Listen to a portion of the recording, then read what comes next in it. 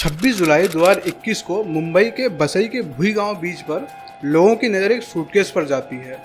उस सूटकेस के ऊपर कई सारे चील कौवे जो होते हैं वो मंडरा रहे होते हैं और वहाँ पर बहुत ही बुरी स्मेल आ रही होती है। पहले तो उस सूटकेस को सिर्फ एक ही व्यक्ति देखता है, फिर धीरे धीरे वहाँ पर बहुत सी लोगों की भीड़ इकट्ठा होने लग जाती है। जब वहाँ पर लोगों की भीड़ इकट्ठा होती है, उसमें कुछ संदिग्ध मालूम चलता है। उसके बाद वहाँ के लोग पुलिस को फोन करते हैं और फिर वहाँ तुरंत ही उसके थोड़ी देर बाद पुलिस आ जाती है। पुलिस तुरंत ही उस सूटकेस को अपने कब्जे में ले लेती है। जब पुलिस उस सूटकेस को ओपन करती है तो पुलिस को उस सूटकेस के अंदर से एक हेडलेस बॉडी मिलती है। एक ऐसी बॉडी जिसका सर अलग किया गया था और धड़ उसका अलग था, क्योंकि उस सूटकेस में पुलिस को उस बॉडी का सिर्फ और सिर्फ धड़ ही प्राप्त होता है। उसका हेड भी उस सूटकेस में से मिसिंग था। पुलिस ने उस सरकटी लाश को तो अपने कब्जे में ले लिया था, लेकिन पुलिस के लिए अभी सबसे मुश्किल काम तो था कि उस डेड बॉडी की पहचान कैसे की जाए। कैसे पहचाना जाए कि उस सूटकेस में से जो पुलिस को बॉडी मिली है वो आखिरकार बॉडी है किसकी। ना तो ही उस सूटकेस में उस डेड बॉडी के आसपास कोई उसका आइडेंटिटी कार्ड, ना ही कोई दूसरा कार्ड मिलता है जिससे पुलिस उसकी पहचान कर पाए कि आखिरकार वो बॉडी है किसकी। पुलिस उस बॉडी को अपने कब्जे में लेकर पीएम हाउस पहुंचाती है और इसके बाद उस बॉडी के जो फोटोज हैं उसके कई फोटोज लेती है और अपने आसपास के जितने भी थाने हैं उन सभी पुलिस स्टेशनों में उन फोटो को पहुंचा देती है कि क्या पता शायद कोई व्यक्ति उस डेड बॉडी से मिलती जुलती किसी की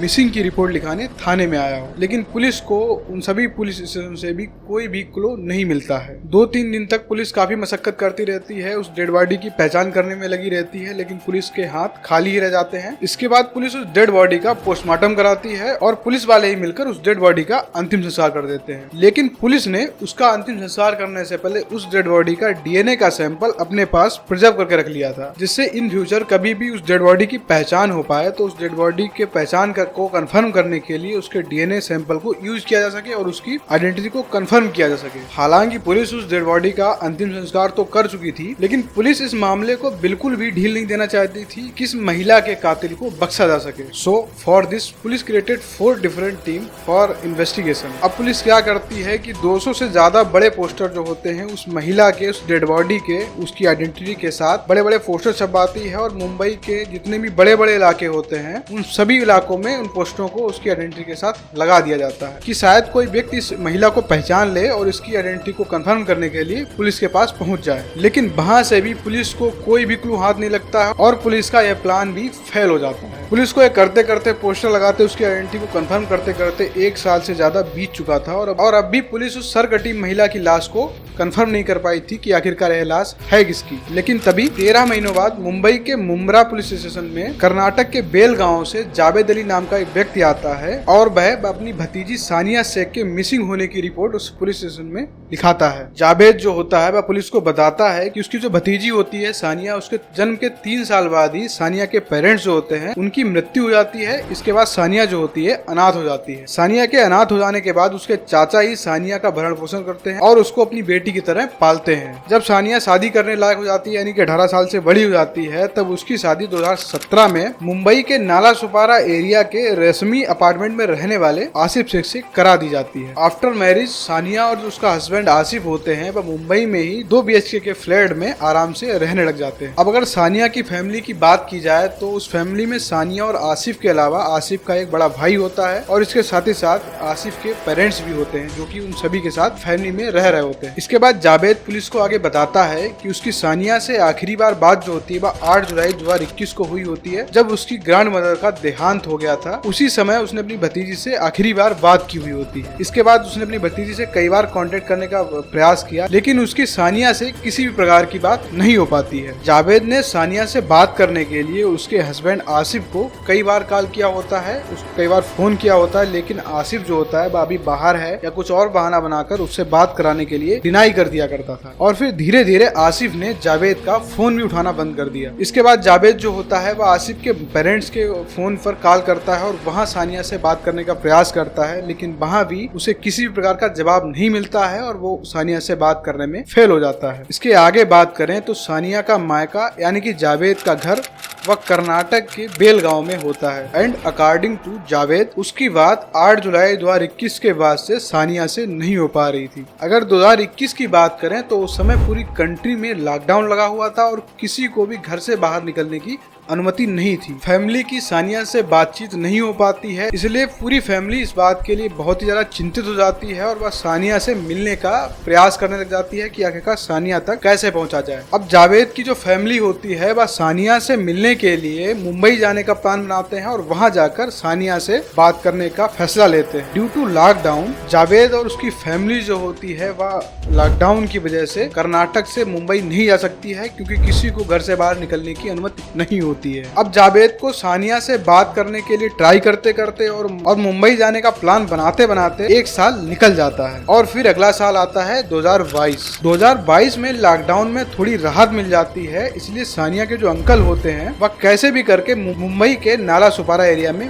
पहुंच जाते हैं और वहां जाकर वह आसिफ के घर पर पहुंच जाते हैं। जैसे ही वह आसिफ घर पहुंचते हैं तो उनको पता चलता है कि आसिफ और उसकी फैमिली जो होती है वह कई महीने पहले उस एरिया को छोड़कर कहीं दूसरी जगह पर शिफ्ट हो गई है। अब जावेद जो होते हैं वह आसिफ के पड़ोसियों से, यानी कि जो उसके पुराने एड्रेस पे जो पड़ोसी रह रहे होते हैं, उनसे आसिफ के नए पते के बारे में पूछते हैं। तब पड़ोसी जो होते हैं वह आसिफ के नए घर का पता देते हैं। जावेद उस नए घर के पते पर पहुंच जाते हैं। वहां जाकर भी पता चलता है कि जो आसिफ और उसकी फैमिली है वह वहां भी नहीं रहती है, वह कहीं और शिफ्ट हो गई है।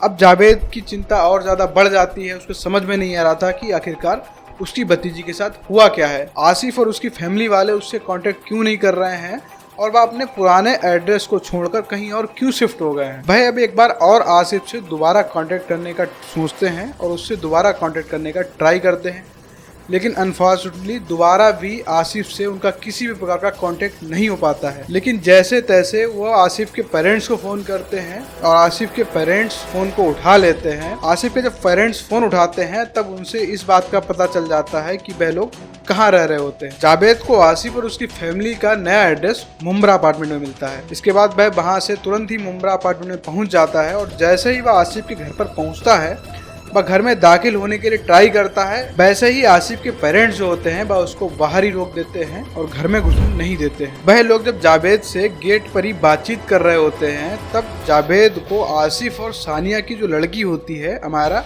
वह घर के अंदर दिखाई देती है, लेकिन उसको घर के अंदर सानिया कहीं भी दिखाई नहीं देती है। इसके बाद वह आसिफ के पेरेंट्स से सानिया के बारे में पूछते हैं और उससे मिलने की बात कहते हैं। जैसे ही जावेद सानिया की बात पूछते हैं वैसे उसके पेरेंट्स को बताते हैं कि सानिया जो होती है वह 1 साल पहले ही उस घर को छोड़कर अपने बॉयफ्रेंड के साथ कहीं भाग गई है। और आसिफ सानिया के हाथ से लिखी हुई चिट्ठी भी उनको दिखाता है। उसमें लिखा होता है कि भाई अपनी मर्जी से अपने बॉयफ्रेंड के साथ जा रही है। इसमें आसिफ और उसके पेरेंट्स का किसी भी प्रकार का हाथ नहीं है। भाई उनसे ये सब बात तो सुन लेता है, लेकिन उसको आसिफ की बात पर जरा भी विश्वास नहीं होता। इसलिए वह तुरंत ही वहाँ के मुंब्रा पुलिस स्टेशन में पहुंच जाता है और वहां जाकर अपनी भतीजी की मिसिंग की रिपोर्ट को दर्ज कराता है। तब जो मुंब्रा पुलिस स्टेशन की पुलिस होती है वह बताती है कि उसकी भतीजी जो है वह 1 साल पहले नाला सुपारा एरिया से गायब हुई है। इसलिए वहाँ के पुलिस वाले उसको नाला सुपारा एरिया के पुलिस स्टेशन में जाकर रिपोर्ट को दर्ज कराने की बात को कहते हैं। अब जावेद तुरंत ही मुंब्रा पुलिस स्टेशन की फॉरवर्ड की हुई रिपोर्ट को लेकर वहां के नाला सुपारा एरिया में पहुंच जाता है और वहां पुलिस स्टेशन में जाकर रिपोर्ट को दर्ज कराता है और पुलिस सानिया शेख की मिसिंग की रिपोर्ट को दर्ज कर लेती है। इसके बाद वहां की पुलिस जावेद को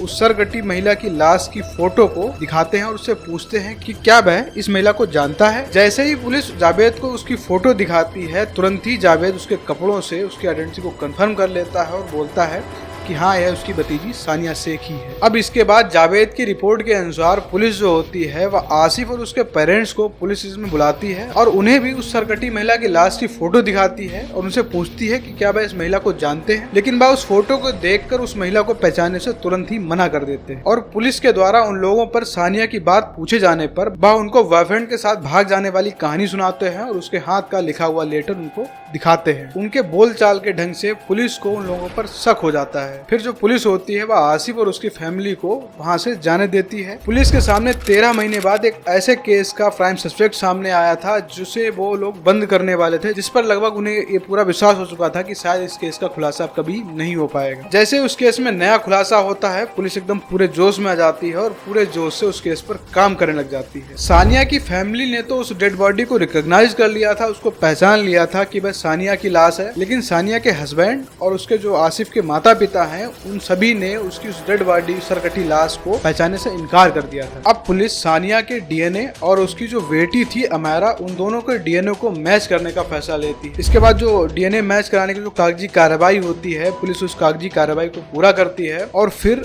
आसिफ और सानिया की डॉटर जो होती है अमायरा, उसका डीएनए और सानिया जिसका डीएनए पुलिस ने उसका अंतिम संस्कार करने से पहले प्रिजर्व करके रख लिया था, उन दोनों के डीएनए को मैच कराया। इसके बाद पुलिस के सामने जो रिपोर्ट आती है, उस सभी रिपोर्ट को देखकर सभी लोग शॉक्ड हो जाते हैं। पुलिस को सूटकेस में से मिली हुई सरकटी लाश की पहचान जो होती है वह एज ए सानिया के रूप में कंफर्म हो गई थी और इसके साथ ही आसिफ और उसकी फैमिली का पहला झूठ भी पुलिस के सामने आ गया था कि उन लोगों ने झूठ बोला है कि वह डेड बॉडी सानिया की नहीं है। डीएनए रिपोर्ट के मैच होने के बाद पुलिस जो होती है वह आसिफ को अरेस्ट कर लेती है और उससे पूछताछ करना स्टार्ट कर देती है। पहले तो वह सानिया की हत्या करने की बात को मना ही करता रहता है और पुलिस को उसके बॉयफ्रेंड के साथ भाग जाने की बात बताकर पुलिस को गुमराह करता रहता है और पुलिस को सानिया के लिखे हुए लेटर की बात को बताता है कि सानिया जब अपने बॉयफ्रेंड के साथ भाग कर गई थी तो उससे पहले वह उसके लिए एक लेटर छोड़ के गई थी। अब पुलिस जो होती है वह उस लेटर को अपने कब्जे में लेती है और उस लेटर की राइटिंग एनालिसिस कराती है।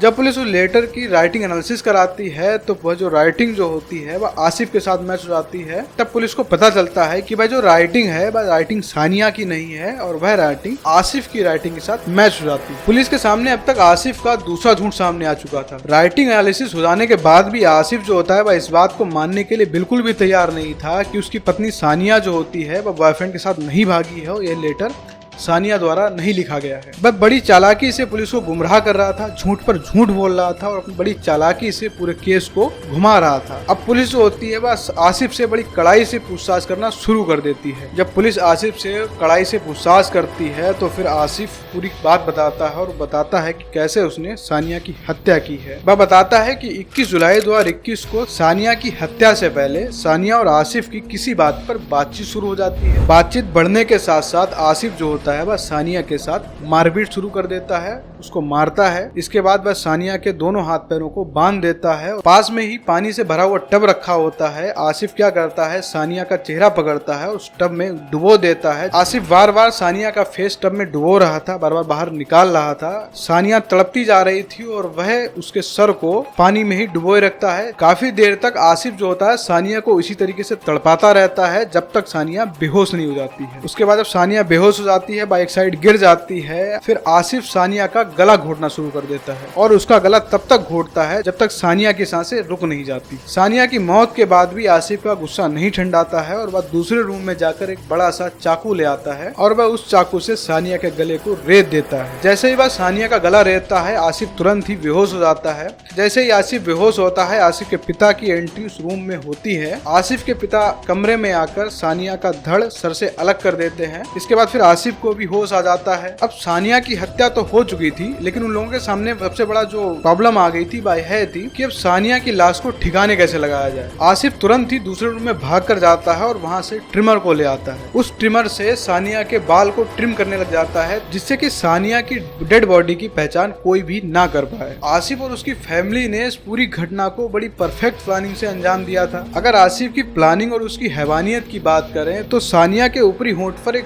तिल होता है। पुलिस उस तिल से सानिया की पहचान ना कर पाए, इसलिए आसिफ जो होता है वह उसके ऊपरी होंठ पर उस तिल के हिस्से को ही उसके होंठ से अलग कर देता है, जिससे पुलिस उसकी डेड बॉडी की पहचान एज ए सानिया ना कर पाए। सानिया की हत्या तो हो चुकी थी और अब बारी थी उसकी डेड बॉडी को ठिकाने लगाने की। आसिफ सबसे पहले सानिया के हेड को एक बेडशीट में लपेटता है और उसको एक पॉलीथीन में डाल लेता है। इसके बाद वह अपने बड़े भाई यासीन के साथ उस सर को लेकर निकल जाता है। उसका बड़ा भाई जो होता है यासीन बाइक चला रहा होता है और आसिफ पीछे बैठकर उस सर को फेंकने के लिए ठिकाने को ढूंढने लग जाता है। बाइक चलाते चलाते भाई लोग मुंबई और अहमदाबाद हाईवे पर आ जाते हैं। वहां जाकर भाई एक सुनसान झाड़ियों में सानिया के सर को वहां पर फेंक देते हैं और वापस लौटकर अपने घर पर आ जाते हैं। उस डेड बॉडी के हेड को तो ठिकाने लगा दिया गया था और अब बारी थी उस धड़ को ठिकाने लगाने की। डेड बॉडी को ठिकाने लगाना किसी एक व्यक्ति के अकेले का तो काम था नहीं। इसके लिए वह अपने जीजा यूसुफ की मदद लेता है। वह यूसुफ को फोन करता है। उसका जीजा जो होता है वह मुंब्रा में कैब ड्राइवर होता है। आसिफ यूसुफ को फोन करता है और उसे तुरंत ही कैब को लेकर उस घर पर आने की बात कहता है। इसके बाद तुरंत ही यूसुफ जो होता है वह कैब लेकर आसिफ के घर पर आ जाता है। अब इसके बाद आसिफ जो होता है वह सानिया के धड़ को एक बड़े से ट्रॉली बैग में डालता है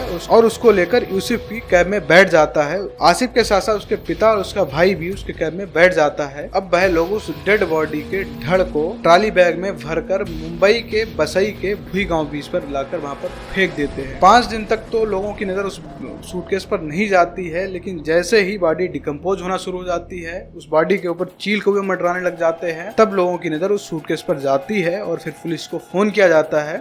फिर पुलिस आकर उस सूटकेस को अपने कब्जे में ले लेती है। आसिफ उस सूटकेस को फेंकने के बाद तुरंत ही अपने घर पर आता है और बड़ी चालाकी से अपने खून वाले कपड़ों को गायब कर देता है और जो फर्श पर खून फैला पड़ा हुआ था उसको बड़ी चालाकी से साफ कर देता है। इसके बाद 21 जुलाई 2021 को बकरीद का फेस्टिवल होता है और फिर वह बड़े नॉर्मल वे से अपने बकरीद फेस्टिवल को मनाता है। कोई भी ये शक नहीं कर पा रहा था कि आसिफ जो है वह अपनी पत्नी का मर्डर करके आज बकरीद का त्योहार मना रहा है। अब इसी बीच आप लोगों के दिमाग में एक सवाल आ रहा होगा कि आसिफ ने सानिया का मर्डर तो कर दिया, लेकिन जब वह सानिया का मर्डर कर रहा था, जब वह सानिया की हत्या कर रहा था, तो आसिफ और सानिया की जो डॉटर होती है अमारा वह कहाँ थी? तो मैं आपको बताता चलूं कि यह आसिफ का एक प्री प्लान मर्डर होता है और इसके लिए आसिफ अपनी बेटी को अपने जीजा के पास पहले ही छोड़कर आ गया था। आसिफ ने पुलिस को बताया कि सानिया की हत्या करने से उसकी डेड बॉडी को ठिकाने लगाने तक का काम उसने अकेले ही किया है, लेकिन पुलिस उसकी चालाकी को पकड़ लेते हैं। वह जान जाते हैं कि आसिफ जो होता है वह अपनी फैमिली को बचाने का प्रयास कर रहा है। अब पुलिस को हत्यारा तो मिल गया था, लेकिन अब बात थी मोटिव की। आखिरकार सानिया की हत्या करने के पीछे आसिफ का मोटिव क्या था? पुलिस उसके मोटिव को जानना चाहती थी। जैसे ही पुलिस आसिफ से उसके मोटिव के बारे में पूछताछ करती है, तब आसिफ जो होता है एक हैरान कर देने वाली बात बताता है। वह बताता है कि उसकी एक बहन है जिसकी शादी उसने अपने जीजा यूसुफ के साथ कई साल पहले कर दी थी। कई साल होने के बावजूद भी उनको कोई भी बच्चा नहीं होता है। वहीं पर आसिफ और सानिया की शादी के 2 साल बाद ही उनके घर पर एक लड़की का जन्म होता है। आसिफ जो होता है पहले तो अपनी बेटी के जन्म को बड़े अच्छे से सेलिब्रेट करता है, लेकिन बाद में आसिफ और उसकी फैमिली को सानिया से अपनी लड़की को अपनी ननद को देने की बात को कहते हैं। जब आसिफ सानिया से बात कहता है तो सानिया जो होती है वह तुरंत ही इस बात से मना कर देती है। लेकिन आए दिन आसिफ और आसिफ के पेरेंट्स जो होते हैं वह सानिया से अपनी बेटी को अपनी ननद को देने की बात के लिए फोर्स करते रहते हैं। एक बार तो सानिया जो होती है वह उन लोगों की बातों से तंग आ जाती है और पुलिस स्टेशन में FIR लिखाने के लिए पहुंच जाती है, लेकिन तुरंत ही पीछे से आसिफ और उसके पेरेंट्स वहां पहुंच जाते हैं और उसको समझा बुझाकर घर वापस